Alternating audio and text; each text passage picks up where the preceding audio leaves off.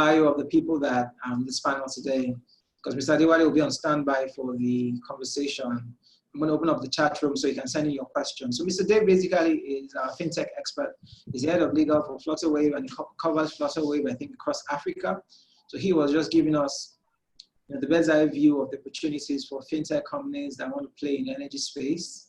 And he was able to give us a lot of value on how you can position yourself for the fintech opportunities. And I know there was something mentioned in passing about if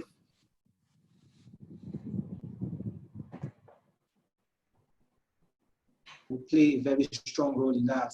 Whether you're booking an NLNG truck or you're paying for it, it's something that fintech will play a strong role. Then fintech can also play a role for countries that want to have a gas exchange. Right now, everything's digital. So if you're going to have a gas exchange like the recent one that they had in India, fintech is going to play a major role. So let me give a big background to Mr. Mehdi Toil. He's a friend from the biggest, arguably the biggest energy project in Russia, an LNG operations specialist with decades of experience, and he did a fantastic job of those concepts he explained are actually very complex, but he explained it in such a way that the average non-energy person can actually understand how a typical LNG company runs and what areas of value they can plug in. I like the way he even broke it down into clusters, the kind of turbines they use, the kind of technology. So if you have some inventor somewhere or some entrepreneur that's thinking, you know what, I want to be the first person to develop liquefaction technology for Africa, because I'm not aware, maybe correct me if I'm wrong, I don't think there's quotes and unquotes African liquefaction technology from Cascade to Sasol. I don't know, don't let me say too quickly, but in case there's somebody that wants to develop a new level of LNG liquefaction technology, you can pay attention to that presentation and position yourself very rightly. So I will introduce him, Mr. Adewale Yusuf. I was telling Mr. Adewale that the first time I saw him, I met him, he didn't meet me anyway. I came for one of the tech events and I was entertained and I was impressed. I was enlightened as well, because I didn't know that the tech space in Lagos and in Nigeria was so vibrant. I didn't know that. For me, that was an eye-opener. It's just in recent years we've been hearing about tech companies raising funds, raising millions of dollars. But initially, we just thought tech was the typical tech space around Otigba, but it's nothing like that. From Yaba to Surulere, our tech companies, I would say, are as big as tech companies all over the world. They're doing great things. They're solving problems. They're creating solutions that I'm sure David would attest to that. They're creating solutions that are solving everyday problems for Africa, from those that have to do with life sciences, with communication, with security. Our tech companies are innovative and they're rolling out practical solutions. And I think that part of the kudos should go to people like Mr. Adewale Yusuf of TechPoint Africa.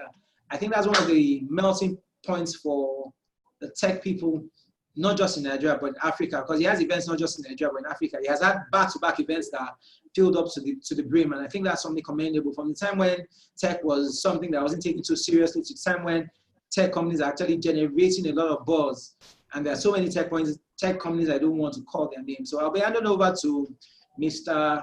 Adewale Yusuf. I know that a lot of questions. I'll be opening up the chat room so you can send your questions. I'll be passing some of the questions to Mr. Adewale Yusuf, and let's just have a quick conversations. All the panelists will be here to answer your questions. For fintech questions, I'm sure Mr. Dave will be happy to answer. I'll be talking about the legal questions, and Mr. Mehdi, our gas experts, ask him all the difficult questions on LNG. We'll be glad to answer you. Mr. Adewale, are you good to go?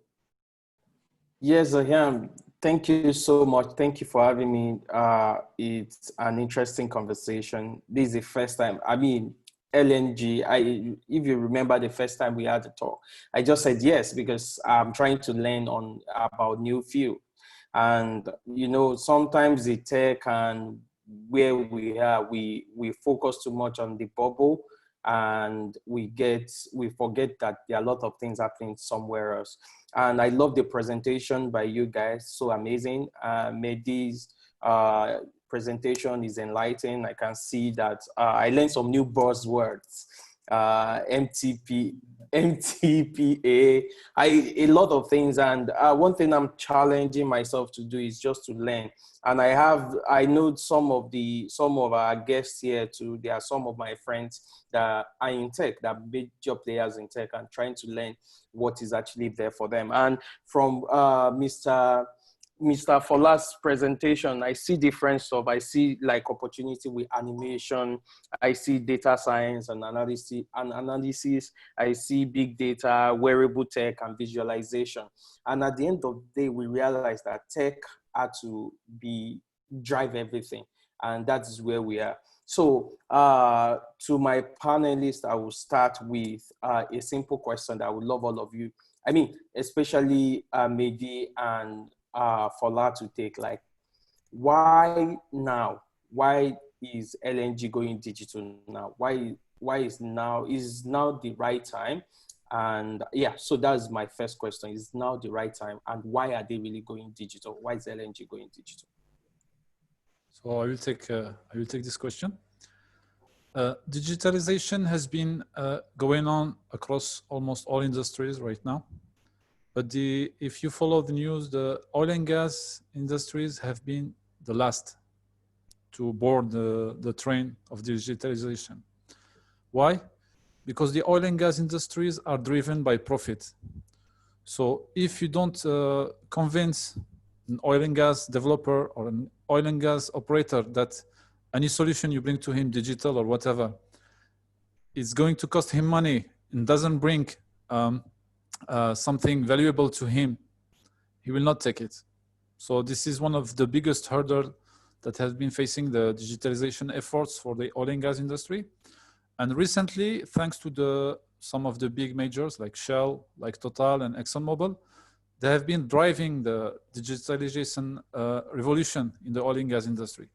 Otherwise, you will never see any movement in the digital field in the oil and gas industry, because again, they are looking for profit, pure profit, nothing else. So the last developments in big data and analytics have showed that there is a big drive for digitalization, and there is a profit behind. There is a cost efficiency.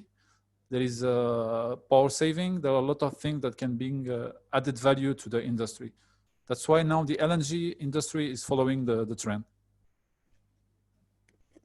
Okay, Mehdi, thanks for that. I think Mehdi has said it all. Companies want to make more profits, and they realize that competition is becoming very stiff. And one of the advantages of going digital is you get to reduce your cost, you get to optimize your profit, and going digital also makes you more resilient to the shocks that tend to affect the global economy. Using COVID-19 as an example, for companies that were already digital, their operations were not severely affected by the COVID-19 crisis. The lockdowns didn't have such an impact on their operations. But for companies that were strictly analog, having your staff confined to their homes meant that your business basically was either comatose or was shut down. And there were a couple of businesses that I walked past after the lockdown. There's a particular fast food that I liked, and I walked past it and it was shut, and it just struck me. That means it was difficult for that company to go digital, or they didn't have any plans to go digital, and their business revolved around having physical customers walking through their front doors. And that's the same thing for oil and gas companies. So if you have your staff in one location, your rig in one location, and because of the lockdowns, you're finding it difficult to rotate your staff, you're probably going to have the same staff on a certain vessel for a longer period of time. So maybe they're meant to do 60 rotations. You're going to have your 60 rotation becoming a 90. And that becomes a problem, because if you have sailors on the high seas for over 60 days or 90 days, after a while they become cranky. You may begin to deal with safety issues. You may begin to deal with issues that have to do with compliance, a drop in morale. Those are issues that you may have to deal with. And that's one of the reasons why it's important for energy companies to go digital, not just because they want to reduce their cost and maximize their profit, but because they want to be resilient. And if there are things that happen, that digital network and that digital framework makes it easier for them to respond to those challenges. There was a time I was watching, I think it was a video, I think it was Aramco. I think there was a pipe ruptured, there was something with their pipes, and they really didn't need to bring in the expert. They had this helmet on with wearable technology. It was able to show real-time feed to the experts as regards the state of that pipeline, and the experts was actually able to tell him what to do, and without having to bring in the expert, they could actually solve the problem. And I'm also aware that some of these guys have drones, and those drones are actually able to help them to survey the pipelines. The process of laying a pipeline, you survey the land, check out the suitability of the land before you eventually lay the pipeline. And after you lay the pipeline, without those drones, you have to physically drive through the pipeline route, checking out the pipelines. But with tech, you can monitor the pipeline real time. Internet of Things will tell you when the pipeline is bad. I think those are just examples of how tech plays. Okay. So, it's really, thank you guys. Thank you guys. So it's exciting to know like, oh, there are opportunities in this market, but this same market, this LNG, this is a market that Fortune 500 companies are playing in, and they are licensing most of their solutions are being licensed to others. So as a local company, if you are going to fight, if you are going to drag a market share from these guys, it's going to be a big war. And also for LNG companies, before they trust your solution over this Fortune 500 company, do you think government need a buy-in into this? And so that I will use David and Fola. And for Mehdi, when you are, is there a case where in Russia, is there a way where government actually do some buy-in for some of the local solutions to actually be embraced? And is there something around maybe some of the data around the LNG information and some of the infrastructure that government had to come in and say, oh, this must be locally done. It must not be exported. So is there a part where government need to play, which is crucial?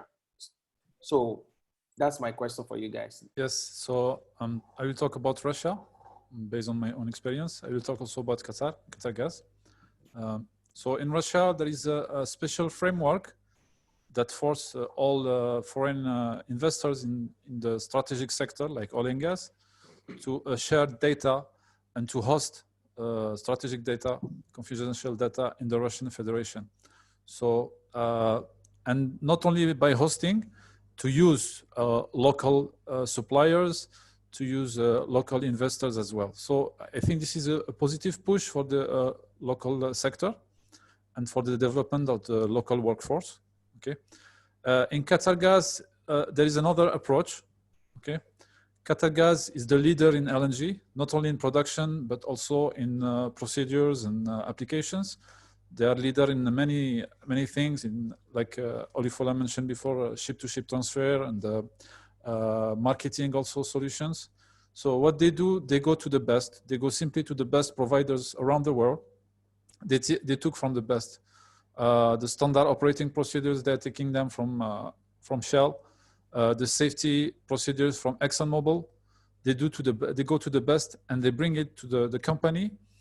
Of course, they make some minor adjustment to fit in the local culture, but it works. So both approaches works. What I think for Africa, as an African myself, I think that this is the role of the governments to force and to provide the legal framework for the foreign companies to share, to transfer knowledge to the locals.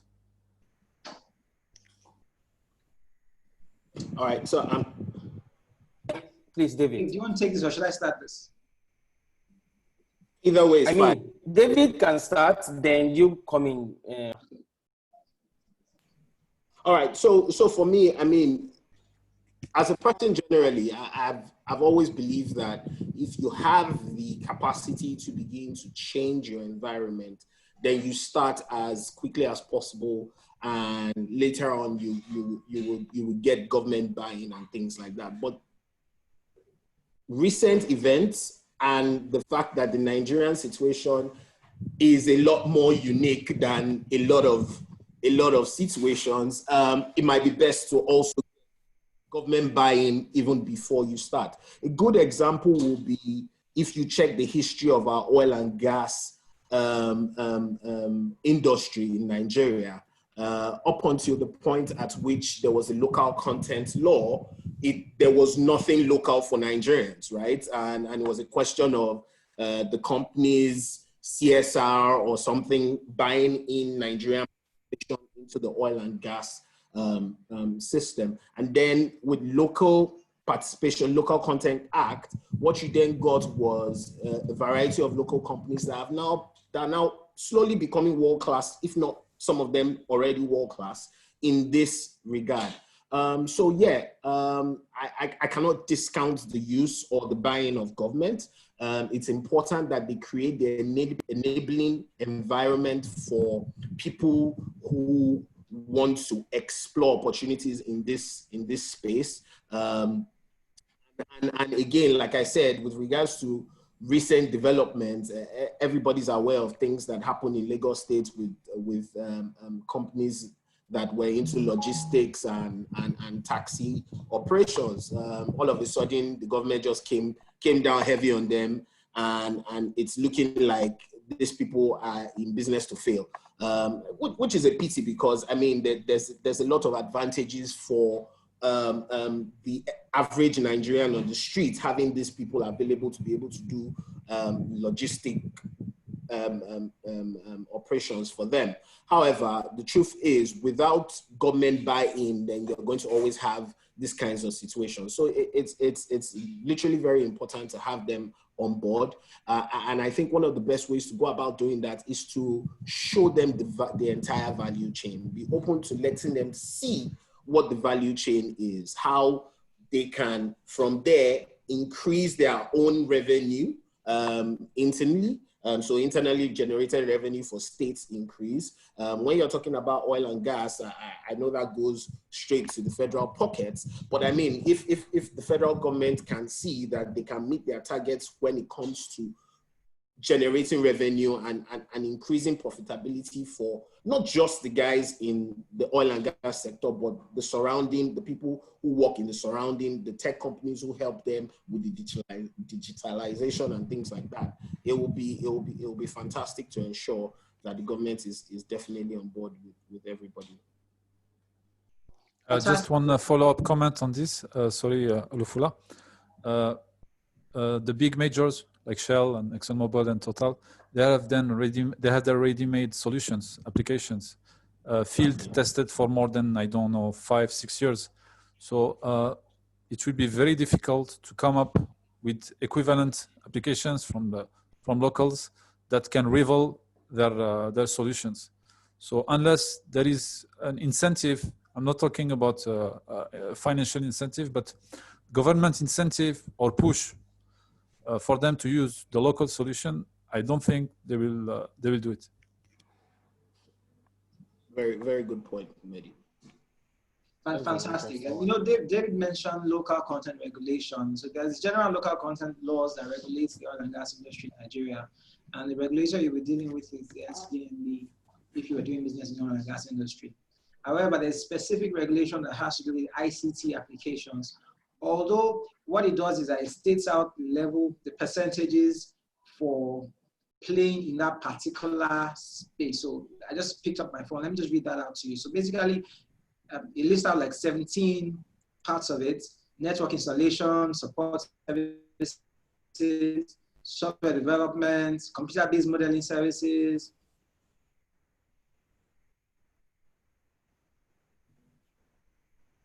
Is that me or has Fola? I think we lost him. Yeah. Okay. Yeah, I think he was reading out portions of the scope for digitalization of the ICT regulation. Yes. Yeah. So he would join us back. I think it's an interesting conversation we are having here, which is very, very important. And so I will still go back to the government. You know, one thing that is important, I love what Mehdi said about Russia, the way infrastructure. If you're looking at this infrastructure, if there's a framework that allows people to host data or host anything. Okay, David is here. To host their data locally. Do we have infrastructure for this? Is there infrastructure by the government? Is there something that, is there alternative infrastructure? Because this is an industry. Since we started this conversation, I've been looking, there are a lot of opportunity there, but we all know how oil and gas is to Nigeria, even to the continent itself, because this is something that goes directly to the government. Government doesn't joke with it.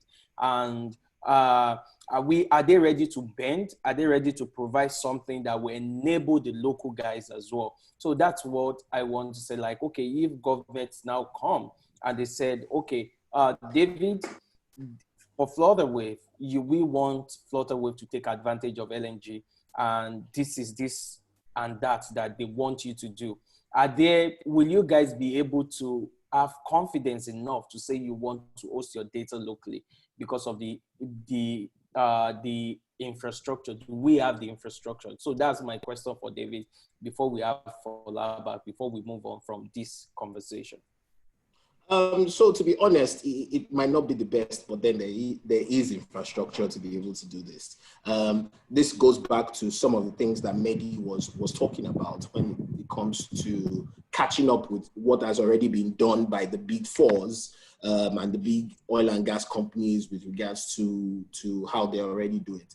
When it comes to regulations, for instance, the NDPR NITA rules, regulations, specify that your data cannot be transferred outside the shores of Nigeria, right? So it then behoves us to ensure that we can host and carry our data here without having to carry them outside the shores of Nigeria. And so you have a number of companies, Main One is an example. We do that to a large extent in relation to what we do, who ensure that you can have enough space to host and store data without carrying them outside the shores of Nigeria.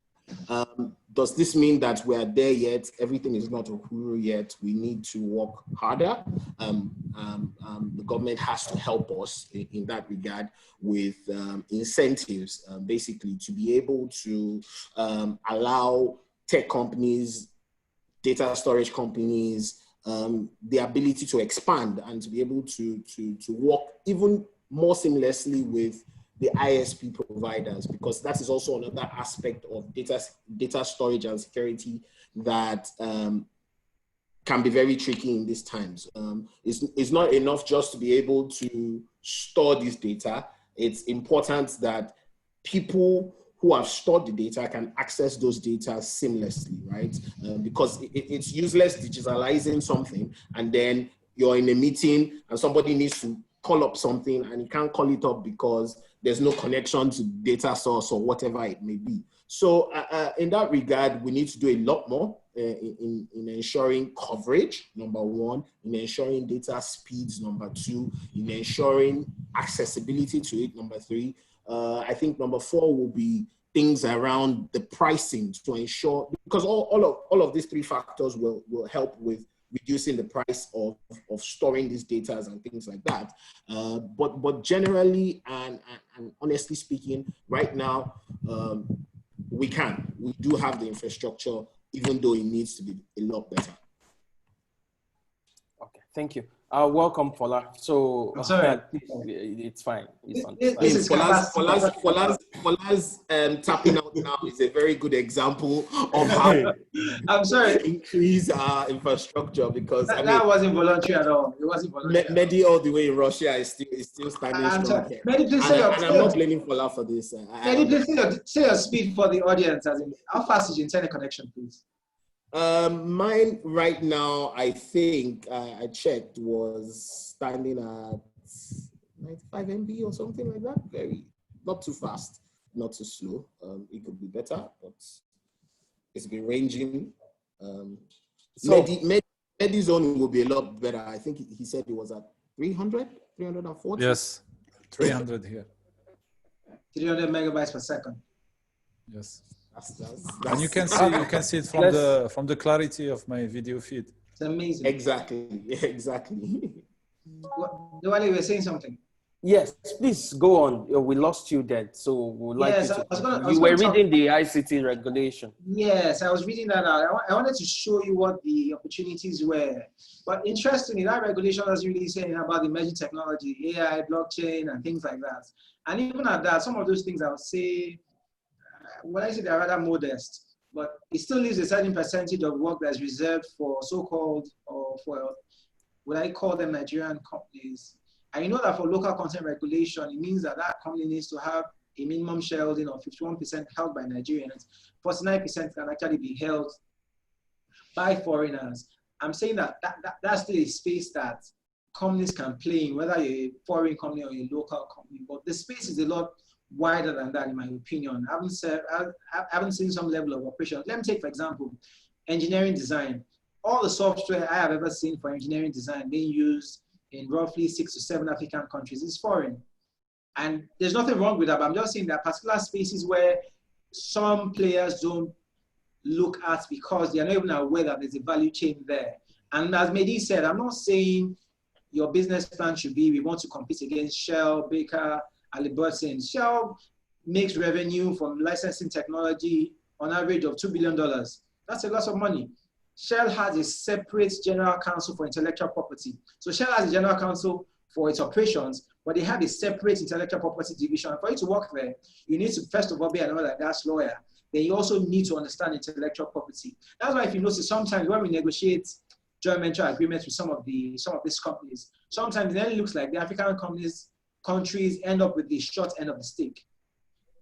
And that's because these IOCs, when they come around, and basically like any other technology company, they know clearly what they are coming to get. And a typical example would have been Brass LNG. See how Brass ran into some troubled waters. The typical technology that will have been used there will have been ConocoPhillips, you know, that's technology. But as it unraveled, it was obvious that it looked like we didn't pay too much attention to the intellectual property dimensions of that oil and gas joint venture agreement. So that's also something that tech companies need to pay attention to. So if you're going to be playing in the energy sector, do not be confused and do not be any way, don't take it for granted. If you go into a negotiation or you're having a meeting or you're structuring a transaction, know for a fact that the guys on the other side will come to that table prepared. So they may look like they're not tech savvy. Do not be deceived. They are. They understand what's happening. They are spending billions of dollars on research and development.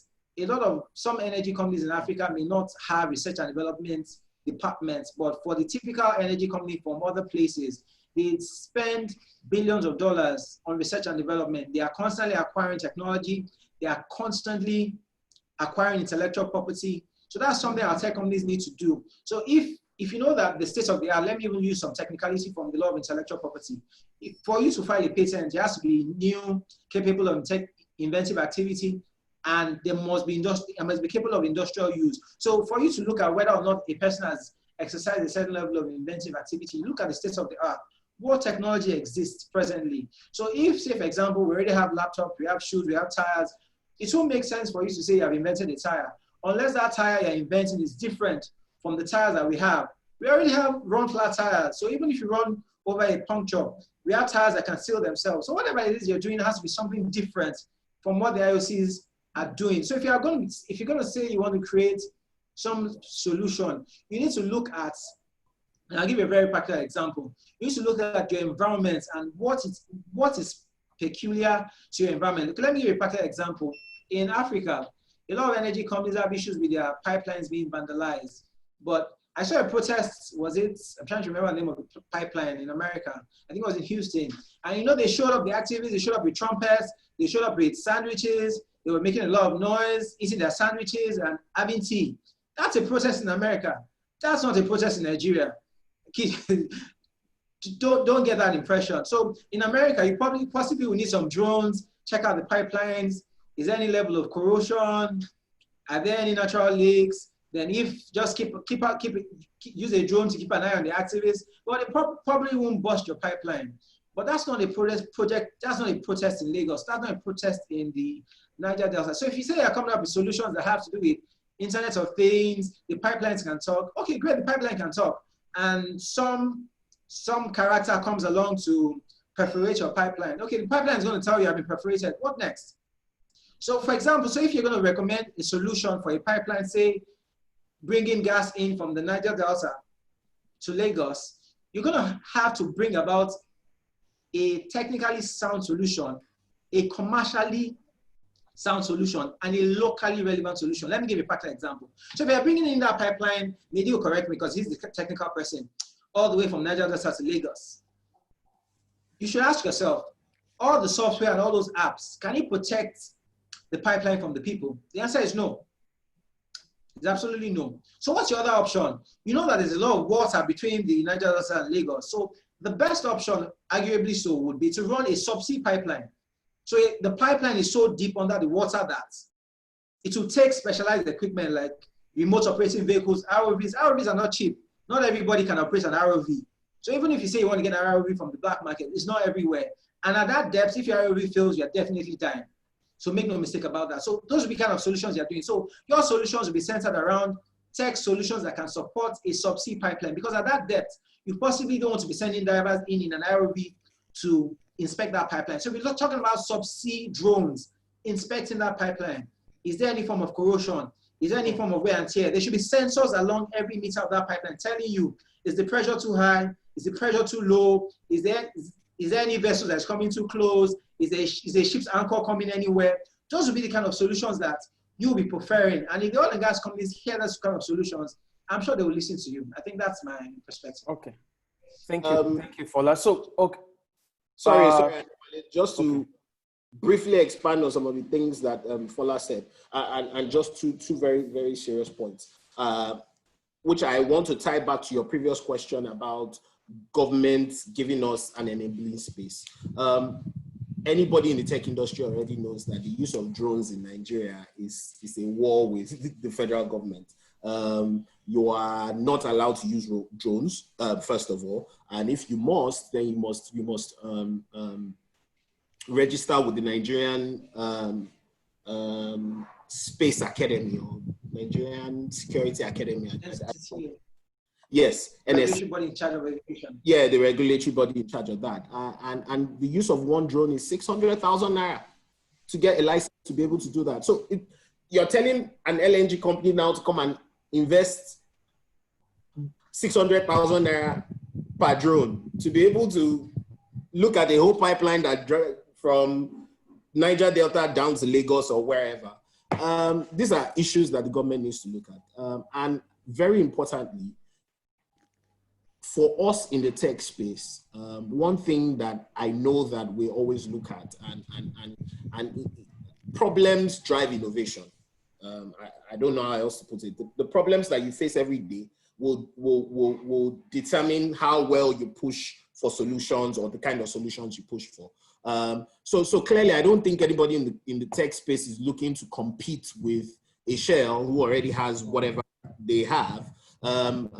We'll be looking at our own local space to be able to determine some of. So while you are looking at a GPS sensor that looks at maybe a ship coming, what about those pipelines that pass through riverine areas? There's a small canoe coming, the fishing elements to that and things like that. So yeah, whatever tech we're doing localized, and the government has to enable the system. That's just what. Okay, thank you for that. So please, let's ask questions from the audience now. If you have questions, please raise your hand so I can actually unmute you. Please, if you have any question.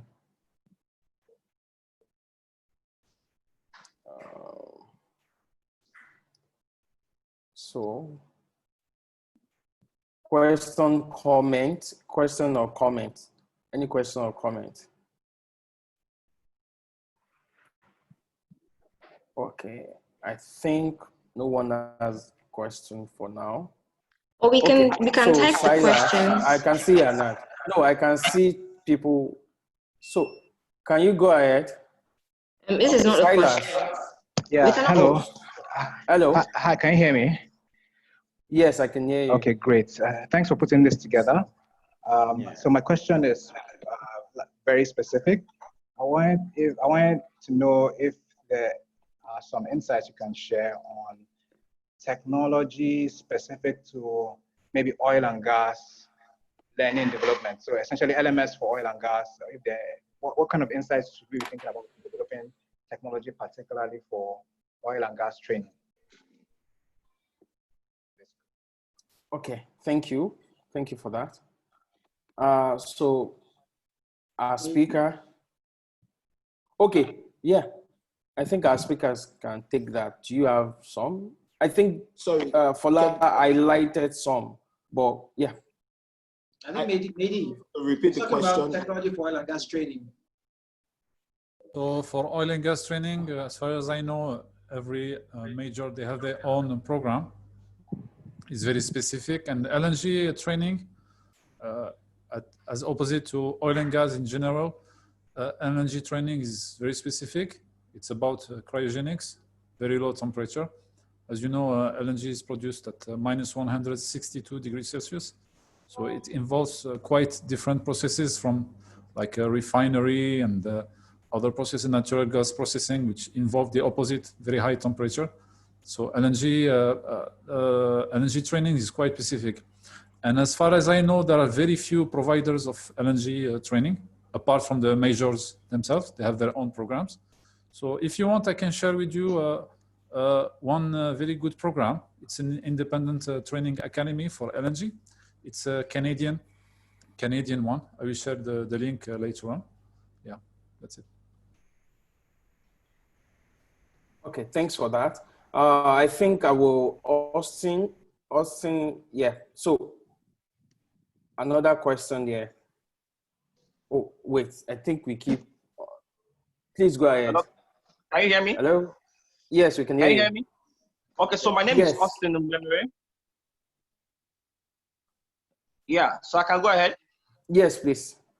Okay, so my question is for Mehdi. So I would like to find out, as a tech company, first of all, what are some of the procedures for vendor registration, and how easy is it for a tech company to get registered, you know, to be on the vendor listing for LNG, especially for the Train 7 project? So this is a request I'm receiving quite almost daily. I'm receiving requests how to approach EPC companies, how to approach majors. Please. Who's going to? Okay, let me talk about that. So that's part of what we do at Mega Social Law Practice. Some level of regulatory compliance, whether you're registering your company in Nigeria, if you're already registered, you know, processing your permits, registering as a vendor. Companies who have specific vendor registration requirements. I would say that specifically, it varies from company to company, but for you to play in the oil and gas space, you need to have a license from DPR and from other regulatory bodies. But once you have those licenses, you can bid for work. If you're already on a project, you still need to get those licenses. But if you're not on a project, you need to get those licenses before you can bid for that work. And I think that's another question we hear. Let me just stretch it a bit is, what's the space for indigenous companies? There's a local content component of the Train 7 project, and that's approximately $2 billion. And I think that's huge. The entire section of that construction work will be done in country, but the other parts of procurement should take like 55%, should be done in country. So there's quite a lot of value from flanges to valves. And of course, for training, like Mehdi mentioned, LNG training is evolving very quickly. And if you say you want to, that for the gas policy in Nigeria, which we're a part of reviewing, it talks about the domestic use of LNG. And if I'm correct, domestic use of LNG is relatively virgin to Nigeria. So if you can actually develop a training program to help Nigerians, first of all, get used to using LNG, transporting LNG safely, utilizing LNG safely, I'm sure that you'll be going in the right direction, because the initial LNG strategy for Nigeria was strictly for exports. It's just in recent times we're beginning to look at LNG for domestic use. So imagine us having like an LNG terminal, either for importation or for storage and for regasification. The entire personnel that be manning that value chain needs to be trained on how to handle LNG safely. And Mehdi said, as Mehdi said, LNG is very cold, minus 162 degrees or minus 262 degrees Celsius of Fahrenheit. If LNG drops on your body, you'll be dealing with very severe cold burns. You can't afford any mistakes. You can't afford, LNG is safe as a fuel when it is properly handled. So there's a very strong need for training, and you need specialist safety equipment that can resist very cold weather, from your gloves to your goggles to your overalls. That's even another opportunity. If you're looking at personal protective equipment that is suitable for cryogenic use, that's another opportunity. Training on handling cryogenic equipment, handling cryogenic fuels, because they're actually taken as hazardous materials. It's very cold, very, very cold. How to shut down operations. All that are opportunities that you should be looking at. But like I said, companies have individual registration requirements, but for registration permits, it's something that you can get in touch and we can talk about. It's actually very wide, and I don't want to bore the house with the details.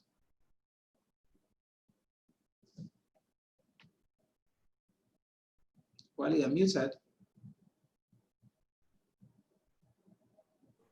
Wale, you're muted. Sorry. We have last two questions. So I will take Umar and Sam. So Umar, go ahead, please. Umar. Yes, hello, good afternoon. Thank you guys so much for setting up this video conference. So just a little background, because my question is kind of related to my background. I'm currently a master's student of industrial engineering. I'm a Nigerian. So I don't recall the host or the speaker that mentioned, but this person mentioned that there are opportunities for digital manufacturing, additive manufacturing, 3D printing with respect to the oil and gas sector. Hope you understand. So I, as a person that's actually skilled in these kind of things, and after a master's degree, I also plan on contributing to Nigeria. So I want to ask, what are the opportunities specifically that are available for 3D printing, digital manufacturing with respect to the oil and gas sector in the context of Nigeria? That's my question. Okay. So let's take Sam's question as well, so we can just address both of them. And the last question, I'm sorry, we won't be able to take the last question after Sam. Thank you. Sam, can you go ahead? I'm trying to unmute your mic. Yeah, thanks, Wale. Okay. Yeah, hello, everyone. Good afternoon. It's really insightful to be here and to know that our continent has all these opportunities. Okay, so quickly, I'll go to my question. So we currently have this thing whereby the regulatory agency are seriously regulating the fintech space in Africa and Nigeria. To use our ATM card or some of these things, we have limits on dollars or naira we can spend per day. So I had worked with a oil company that exports crude oil in 2017. We built one kind of solutions, and this is about tracking cargo, and so that they can also lease out their facilities to third parties in the shores. So I noticed that transaction volumes, you see something like $900,000. And here now we are talking about a 10 billion train.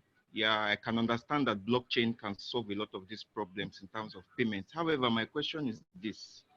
Considering our market, Nigeria, how can we leverage Flutterwave or banks to make transfers of over 200,000 naira? Also considering that it is very hard to even put 2 million naira in your Luno wallet or those kind of things. Let's say you want to build a solution that allow people invest or whatnot. Thank you very much. Thank you, sir. So I think that question is direct to David, but before you answer, I think the Umar question, we need to do that. I will give Fola and Mehdi to answer those.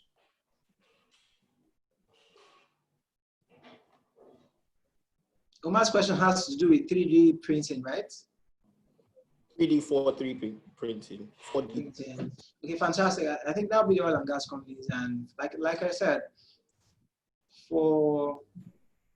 if you look at the intellectual property portfolio of a typical oil and gas company, although a lot of that intellectual property, a lot of that technology is warehoused outside of Africa, they spend billions of dollars on research. So if you're going to be looking at a market for 3D printing, 4D printing, I would still say you probably will be looking at the IOCs, and in the regions where they do a lot of their research, they already have solutions and technologies for 3D printing and 4D printing. But the reverse would be the case if our indigenous companies begin to spend a bit more money on research and development, and if they set up R&D teams here in Africa, then they will be doing their own research, spending some money, and they probably would need your services. And a way to go about it would be to show the value to these companies of what 3D and 4D printing can do for them. So let me give you a quick example. Say, for example, there are a lot of companies, 1 or 2 companies that are manufacturing pipelines in Africa. So if you can show how 3D printing can help them with their product design, can help them make their pipelines either stronger, and even for maybe companies that want to build vessels in Africa, if you can show how your product can help them get to the market quicker how they can do their business cheaper, better, faster, they probably will be keen on getting involved with your technology. And as Mehdi said, it's a game of numbers and it's about business. So if you can show them how that your technology can help them, reduce their risk from the perspective of having a failed product, from the perspective of them being able to maximize their profits, then they'll be willing to adopt that technology. But if you just present that technology to them as some innovation that doesn't add any value to their numbers, and if you look at the numbers for NLNG, their numbers are great. $35 billion in dividends alone, asset base of over 10 billion, revenue of over $110 billion. That's a lot of money. So for those kind of companies, whatever it is you are selling to them has to show clearly how they can make more money than they have made in the past. But I think maybe we'll be in a better position to answer this question. Yes, so I'm also a 3D designer doing 3D modeling related to my job, to LNG industry. 3D printing solution for LNG applications is quite limited, to be honest, due to the thermal restriction and the very low temperature. So very few companies are able to produce cryogenic 3D printing solutions. They are available. I don't mean that they are not available. They are available and really ready for service, but it requires a lot of investment. And again, the measures, they will go for field tested solution. You don't compromise on safety. You cannot do testing. You have to have the highest quality product available. So I would not recommend anybody to approach the 3D printing for LNG service. Maybe for other oil and gas applications, yes, but for LNG, no. All right, so with regards to Sam's question, that's a very good question. Your simple answer would be to get on Flutterwave's Rave dashboard, get an account, and it doesn't matter what your volumes are. I think the perspective looking at it from is the consumer perspective, right? So as an individual trying to receive or push money across the fintech space, across the financial space, you might be limited with what your transaction limits are as a result of government regulation. And that's not because the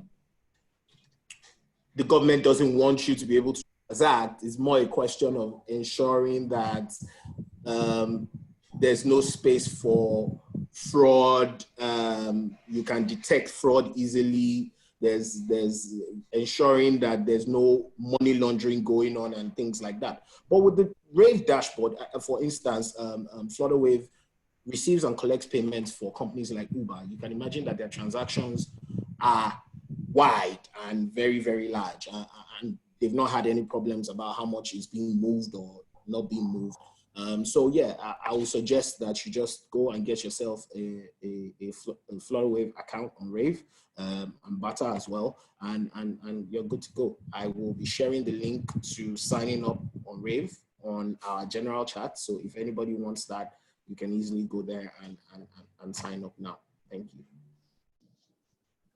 Okay, thanks for the marketing. So, so with this, I will round up my session. Thank you so much. You guys you've been helpful. This is an insightful conversation, and the conference, the entire virtual conference itself. This is my introduction to LNG, oil and gas. And I believe there are a lot of opportunity, and I really appreciate everyone, and to the audience, to the people that listen and ask questions. Thank you so much. And to the organizer, thank you so much. My panelists, thank you guys. Thank you so much for the insightful contribution. So over to you, Fola. Thank you so much. I want to thank everyone for attending this event, and we hope that you have found value. The recording will be made available on YouTube very soon. And in the next 3 or 4 weeks, we should be having another webinar. We need to look at we haven't decided yet, but the possibilities are either domestic use of LNG or upstream opportunities that will be thrown up by the Train 7 projects. Those are two areas that are looking very interesting, because with 8 metric tons per annum, it means that we need more gas for the LNG projects. Then for domestic use of LNG, that's something a lot of Nigerians are looking forward to. A lot of businesses in Nigeria spend a lot of money on diesel, and switching to gas can actually give you cost savings of close to 30%. And for the average SME and startup, switching to gas is something that you want to talk about, is something you want to hear about. And LNG has so many uses, from railways to heavy duty manufacturing, to mining, to milk industry, that's dairy industry, the milk farms, so many possible uses, to ships, to railway, to trucks, all those Dangote trucks. Those are things that you can actually use LNG for. So to take no more of your time, it's Oye.